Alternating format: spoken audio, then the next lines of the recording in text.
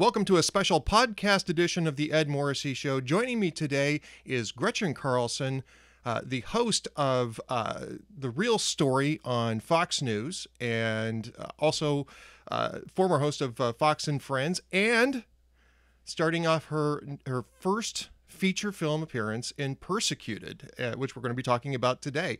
Welcome to the podcast. Great to have you with us. Well, thank you so much, Ed. As you can tell, I'm on vacation. Yay! This is not how you normally see me on The Real Story, but since the name of the show is The Real Story, this is me real, no makeup. Well, that's okay. I mean, I'm not wearing makeup either, so I think we're both... And you look a lot better with that than I do. I can tell you that right off the bat. Well, thank you very much. Anybody who's watching this show will automatically just assume that that's the case anyway. So first feature film. I mean, you see sometimes you'll see news personalities appear as themselves in films, and they'll have a few film credits because there's some shot of them discussing some, whatever the plot line is for the show. Right. But you're not doing that in this case. You're actually playing a character. You've got a supporting actor role in this film, in Persecuted. What made you decide to take this leap? Well, they actually came to me, and I'm a huge believer in trying new things and challenging yourself no matter how old you are. And, it was a wonderful opportunity to just sort of branch out. Plus, I love the message of the film. I play the role of Diana Lucas. And I always say to people, don't be late to the movie, otherwise you'll miss my major scene. Oh. Yeah, but I come back at the end, and I'm part of the cliffhanger. So I knew that they couldn't totally cut me and put me on the editing floor. It's nice when you have a role that's important like that, so that you don't get chopped out of the film. I mean, that's exactly. That's the type of. Let me just tell you, Ed, it was a totally different experience than doing live TV. When you do live TV or live radio or whatever the case is, you do it and you're done. In this case, when you're shooting a film, I think for my major scene, we must have taken at least 50 takes, maybe more. And I just want to say that it wasn't always because I screwed up. It was just they have to do it from the back and from the front and from the side. And now let's just have you nodding at what your other character is saying in front of you, Gretchen. And it just is totally different than live TV. And I just had a greater appreciation for how much work goes into putting a film together. Definitely. I mean, this is not just some slapdash effort. There are some very significant people involved in this. You got a great cast. You got Fred Thompson, Bruce Davison, James Remar, whose acting I've admired for many years. Usually plays heavies, but in this case, he's the central sympathetic character. Tell us a little bit about the storyline of Persecuted and what James Remar's role is like. Right. So actually, he and I are in the first big major scene of the film. He is the protagonist. He plays a sort of present-day Billy Graham, an evangelist. And I'm Diana Lucas, and I pretty much play the role of maybe a Diane Sawyer type.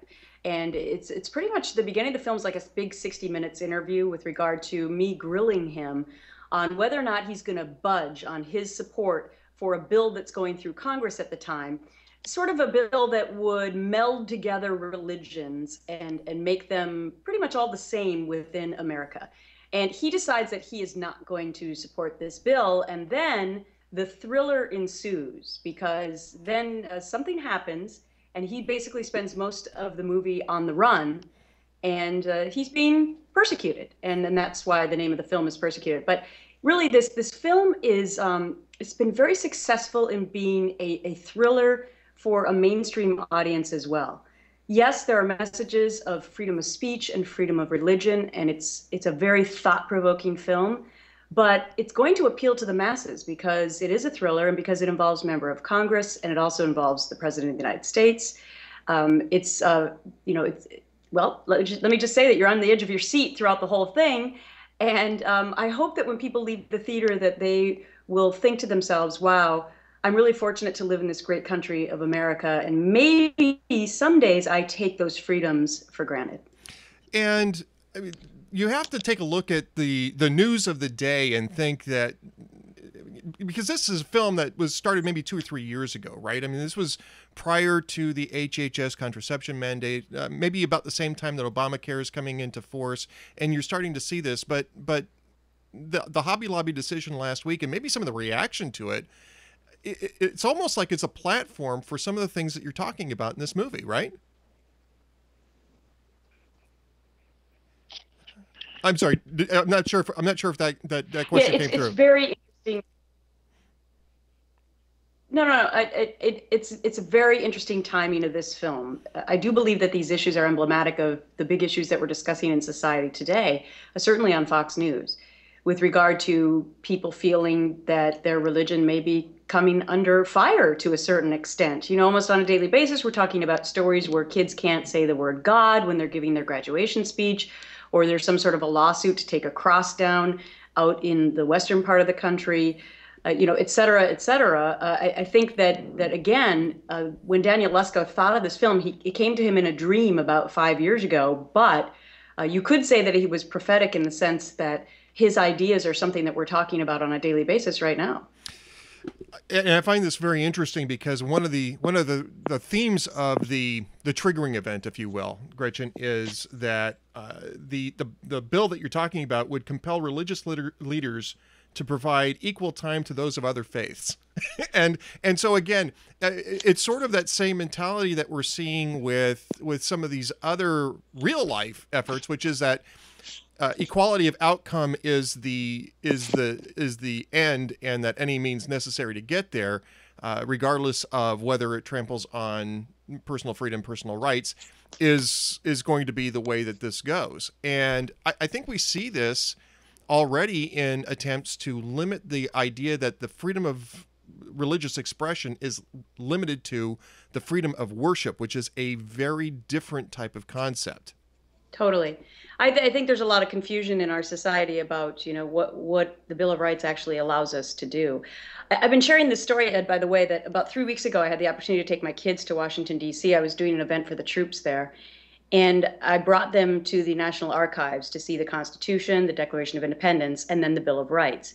Now, interestingly enough, the guards stand and protect the Constitution and the Declaration of Independence, and the long lines of people are in front of those two documents. Right. And then you go over to the right, and there are the Bill of Rights.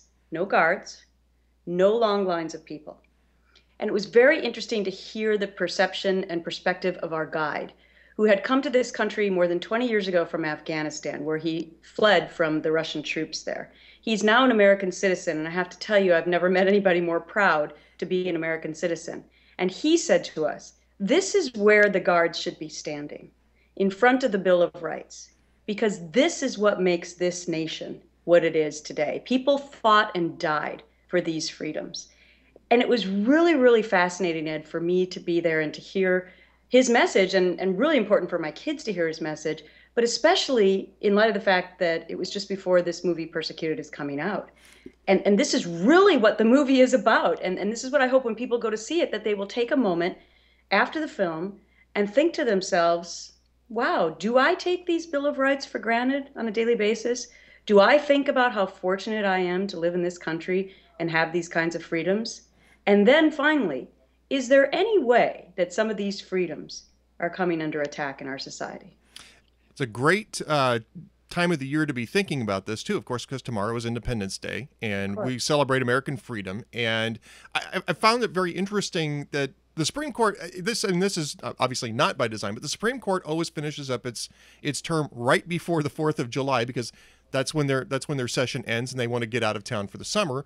And usually the most portentous cases that are being decided by the Supreme Court come out at the end. So every year we get this opportunity to look at the balance between liberty and governance. And I think this year in particular with the Hobby Lobby case, and again, this goes right into the Persecuted movies concept here, is I think it really does force us to take a very close look at the balance of personal liberty and reasonable governance. And in the Hobby Lobby case, I mean, the balance was way out of whack, and the Supreme Court made the right decision. But I don't know if we're hanging on 5-4 decisions, Gretchen. I'm not necessarily confident that that's always going to be the case. Well, you know, my grandfather was a minister, Ed, and he used to tell me that it was great to have people in society who didn't always agree with Christianity. Right. Because he believed that it kept Christians on their toes. So in the sense that when you have adversity and you have people who don't agree with your viewpoint, that in some cases that makes you fight harder to make sure that your viewpoint is heard.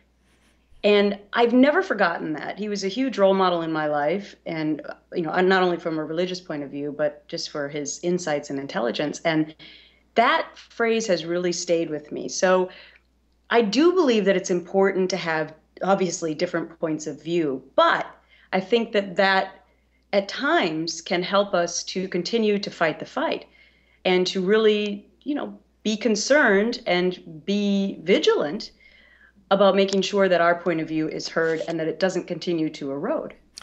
And of course, Persecuted, the movie, comes out on July 18th, and people need to be on the lookout for that. It's going to be starring James Remar, Fred Thompson, and Gretchen Carlson, and it's going to be fabulous. And what's coming up next for you on The Real Story? Well, on Monday, I'll have makeup back on. And, I won't. I'll have my hair done as well. No, I'm just really looking forward to spending the next couple of days. I have my entire family with me on vacation, and as you know, I grew up in Minnesota, and it's just great to be so close to my family and to have them all with me right now. But I'm ready to get back to work on July 7th. I have no idea what we're going to have on that day, but tune in, 2:00 Eastern. It'll be a great show. 2:00 Eastern time, Monday through Friday, The Real Story on Fox News Channel, and July 18th. Persecuted, which stars Gretchen Carlson. Don't believe anything else. It's a star vehicle for Gretchen Carlson. Thanks for being with us today, Gretchen, and we're looking forward to seeing you in both of those venues. All right. Thanks so much, Ed. Have a great 4th.